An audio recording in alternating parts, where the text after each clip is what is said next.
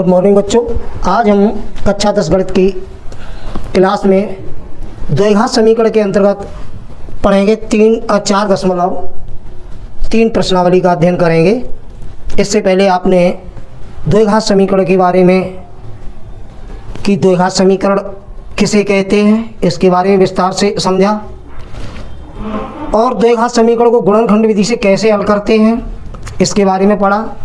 आज हम आगे द्विघात समीकरण की और विधियां हैं कैसे हल करेंगे इसके बारे में चर्चा करेंगे। तो प्रश्नावली 4.3 का पहला प्रश्न जो आपका है वो प्रश्न ये कह रहा है कि प्रश्न नंबर 1 के 4 खंड है बच्चों। तो बच्चों प्रश्न नंबर 1 आपका ये कह रहा है कि यदि निम्नलिखित द्विघात समीकरणों के मूलों का अस्तित्व है तो इन्हें पूर्ण वर्ग बनाने की विधि द्वारा हल कीजिए। कल आपने द्विघात समीकरणों को गुणनखंड विधि द्वारा पढ़ा था। आज विधि है कि द्विघात समीकरणों का यदि मूलों का अस्तित्व है तो पूर्ण वर्ग बनाने की जो विधि है उससे हल करना है हमें। तो देखते हैं प्रश्न नंबर 1 का खंड पहले का हल किस प्रकार हल करेंगे बच्चों। तो बच्चों प्रश्न नंबर 1 का पहला जो खंड है वो ये है 2x² - 7x + 3 = 0। हमें ध्यान ये रखना है प्रश्न में क्या कहा गया है। तो इन्हें कैसे हल करेंगे इसकी एक विधि है।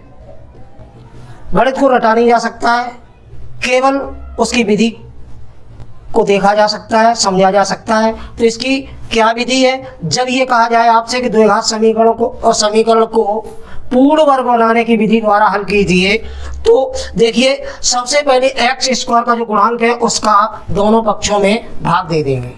तो बच्चों जब ये बात आए कि द्विघात समीकरण को पूर्ण वर्ग बनाने की विधि द्वारा हल करना है तो उसके लिए जो x² का गुणांक है उसका दोनों पक्षों में भाग देने पर, चूंकि x² का गुणांक 2 है तो 2 का दोनों पक्षों में जब भाग देंगे तो ये हो जाएगा x² - 7/2x और + 3/2 = 0। तो बच्चों पहला तो स्टेप हो गया कि x² का दोनों पक्षों में भाग देने पर।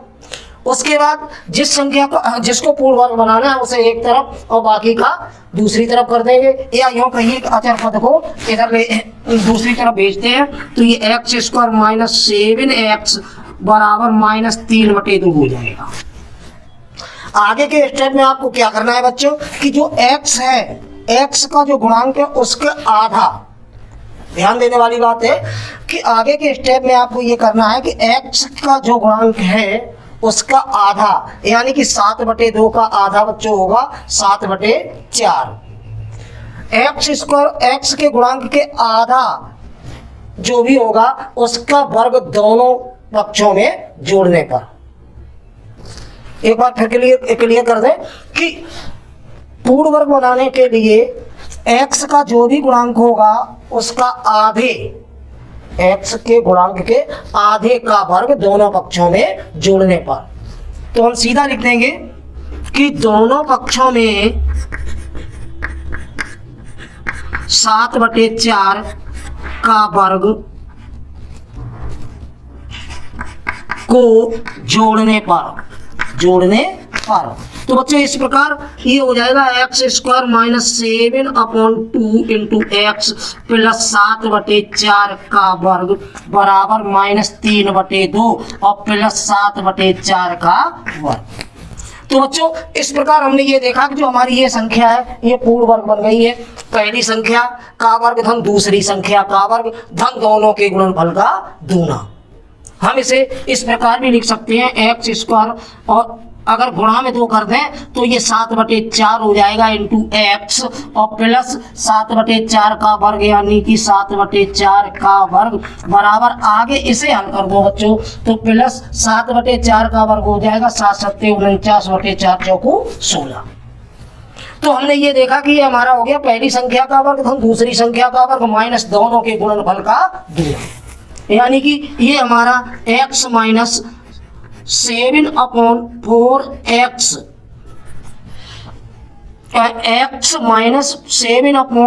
7/4 का होल वर्ग बराबर, इसे हल कर दो बच्चों तो ये 16 लघुत्तम आ जाएगा। -2 हर में थे, 16 करने के लिए 8 का गुणा करना पड़ेगा तो 8 का ऊपर भी 8 3 24 और प्लस ये हो जाएगा 49।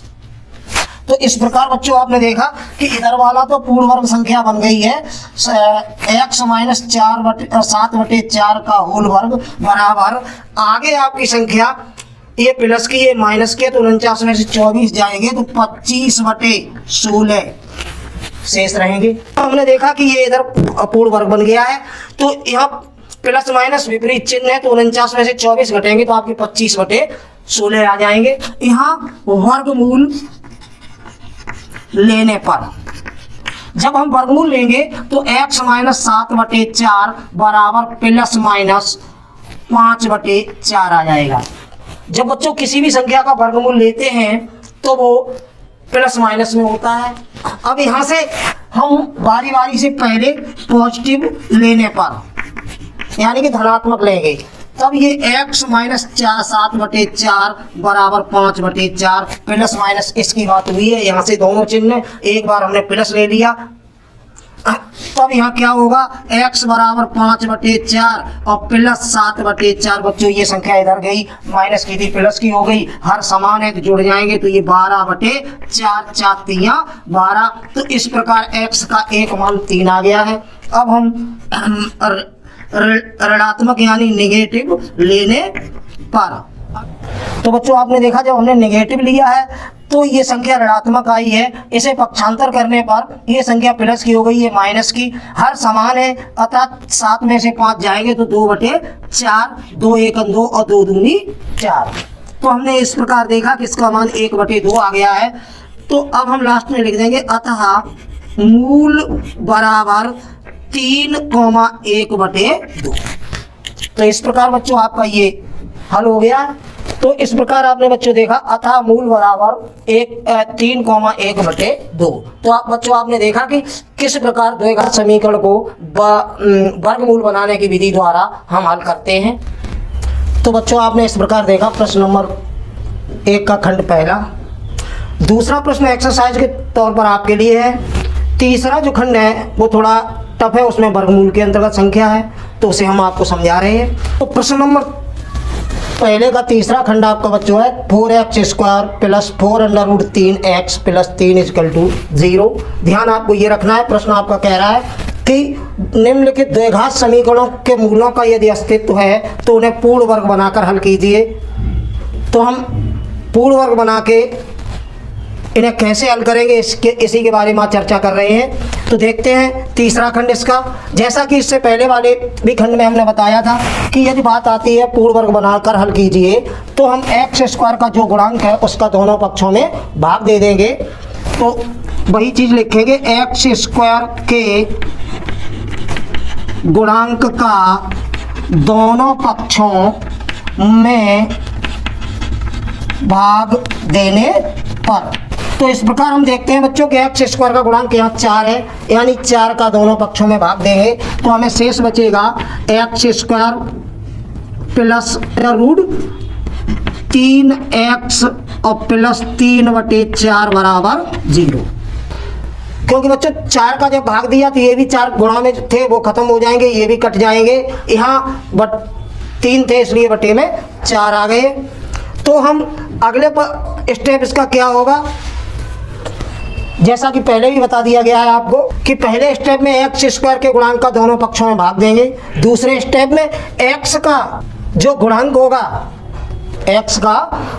होगा उसके आधे का दोनों पक्षों में भाग देंगे। लेकिन उससे पहले हमें इन अचर पद को इस तरफ ले जाना है, तो ये हो जाएगा x² प्लस √3x बराबर -3/4। तो बच्चों अब हमें x का जो भी गुणांक है उसके आधे का वर्ग दोनों पक्षों में जोड़ देंगे, यानी कि x का गुणांक √3 है, √3 का आधा हो जाएगा √3/2 के वर्ग को दोनों पक्षों में जोड़ने पर। ये क्यों करते हैं, पूर्ण वर्ग बनाने के लिए। तो बच्चों पूर्ण वर्ग बनाने के लिए अगले स्टेप में हम लिख देंगे कि पूर्ण वर्ग बनाने के लिए √3/2 का वर्ग दोनों पक्षों में जोड़ने पर।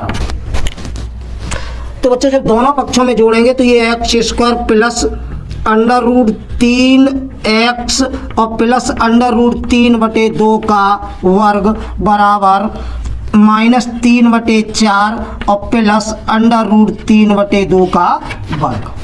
तो इस प्रकार बच्चों आपने देखा ये हो गया पहली संख्या का वर्ग धन दूसरी संख्या का वर्ग धन दोनों के गुणनफल का दूना, यानी कि ये हमारा हो गया है x प्लस √3/2 का होल वर्ग।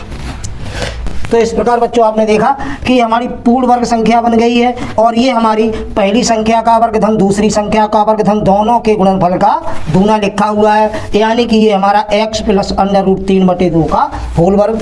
इसे हल करते हैं तो -3/4 और प्लस √3 का वर्ग 3 होगा बच्चों, 2 का वर्ग 4, इसलिए प्लस माइनस की संख्या है कट गई। तो ये आपकी आ जाएगी x प्लस √3/2 का होल वर्ग बराबर 0। तो इस प्रकार बच्चों हम देखते हैं अगले स्टेप में, जब x प्लस √3/2 का वर्ग बराबर 0 है तो ये x प्लस √3/2 बराबर 0 हो जाएगा। तो इस प्रकार बच्चों x का मान जो है -√3/2 होगा। अतः द्विघात समीकरण है ये, तो यही मूल हो जाएंगे इसके। तो नीचे लिख देंगे अतः मूल बराबर -√3/2। तो इस प्रकार बच्चों आपने देखा कि द्विघात समीकरण को पूर्ण वर्ग बनाकर कैसे हल करते हैं। आपको करना कुछ नहीं है, 2-3 चीज़ें हैं उनको ध्यान में रखना है कि सबसे पहले हमें x² का जो भी गुणांक है उसका दोनों पक्षों में भाग देना है। उसके बाद अचर पद को पक्षांतर करना है और पूर्ण वर्ग बनाने के लिए x का जो भी गुणांक है उसके आधे का वर्ग दोनों पक्षों में जोड़ देंगे। जोड़ने के बाद बराबर के एक तरफ संख्या पूर्ण वर्ग बन जाएगी, दूसरी तरफ हम हल करेंगे, उसके बाद वर्गमूल लेंगे और वर्गमूल लेने के बाद आगे हल करेंगे तो x के मान निकल आते हैं। तो बच्चों पहले प्रश्न में 4 खंड है, उसमें 2 हमने समझा दिए हैं, 2 आप एक्सरसाइज तौर पर हल करेंगे। यदि कोई भी समस्या आती है तो आप हमें कमेंट करेंगे, हम उसका सॉल्यूशन आपको ज़रूर भेजेंगे।